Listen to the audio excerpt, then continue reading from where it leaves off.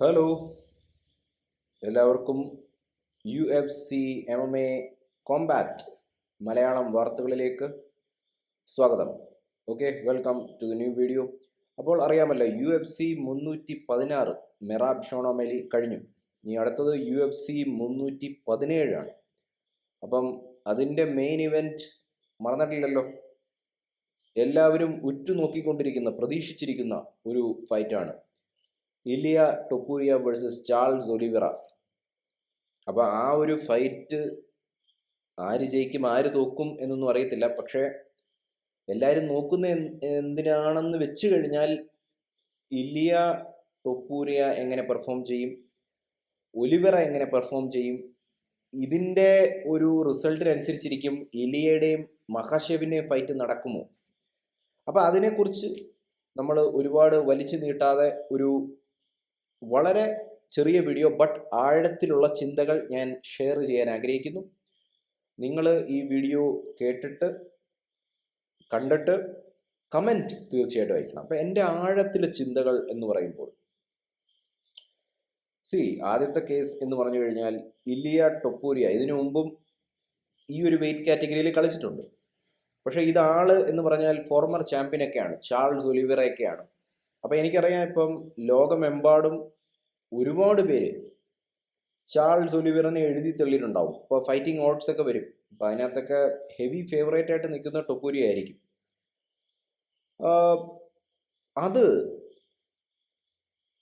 ഞാൻ അതിനോട് യോജിക്കുന്നില്ല, ഈ ഓഡ്സ് പിന്നെ എഴുതി തള്ളുക എന്നുള്ളത്. കാരണം ഫൈറ്റ് ഗെയിമാണ്, എന്ത് വേണമെങ്കിലും സംഭവിക്കാം. ഒരു ചെറിയ മൂവ്മെൻറ്റ് മതിയല്ലോ, ചെറിയൊരു മിസ്കാൽക്കുലേഷൻ മതി, അതോടുകൂടി പണി തീരും.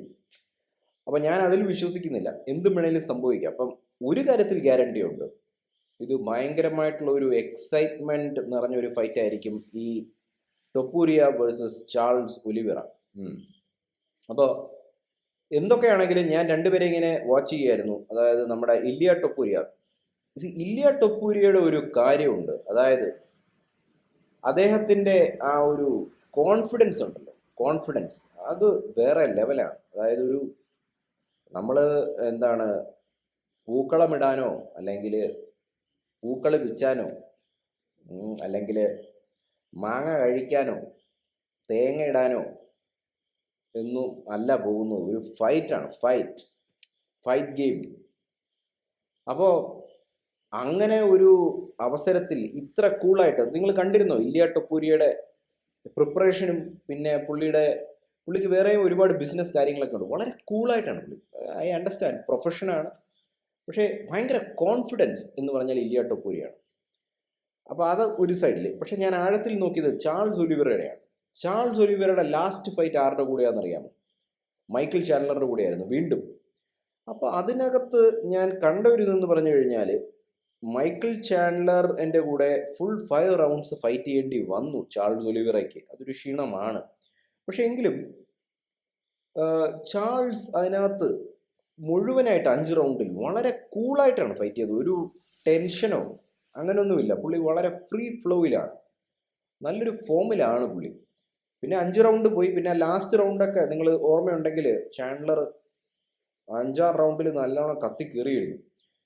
അതൊക്കെ ഒലിവേറയ്ക്ക് ടൊപ്പൂരിയുടെ കൂടെ ഒരു ക്ഷീണമായിരിക്കാം, നമുക്ക് പറയാൻ പറ്റത്തില്ല എന്താണെന്നുള്ളത്. അപ്പം നല്ലൊരു എക്സൈറ്റ്മെന്റ് ഉണ്ടായിരിക്കും ഫൈറ്റിൽ. അപ്പോൾ ഇതാണ് എൻ്റെ ഇപ്പോഴത്തെ ഉള്ള ഒരു ആദ്യത്തെ പാർട്ട്. ഇതിനെക്കുറിച്ച് ഇനി സംസാരിക്കണമല്ലോ. സോ ടൊപ്പൂരിയ ഒരു കാര്യം വ്യക്തമാണ്, ടൊപ്പൂരിയ ചാൾസ് ഒലിവേറനെ ആദ്യത്തെ റൗണ്ടിൽ തന്നെ തീർക്കാനായിട്ട് മാക്സിമം ട്രൈ ചെയ്യും. അത് നടക്കുമോ ഇല്ലയോ എന്നുള്ളതാണ് ഈ ഫൈറ്റിനെ എക്സൈറ്റിംഗ് ആക്കുന്നത്. ഇനി നിങ്ങൾ കമൻറ്റ് ചെയ്യുക. നമ്മൾ വീണ്ടും അടുത്ത പാർട്ടിൽ ഇതിനെക്കുറിച്ച് ഡിസ്കസ് ചെയ്യും.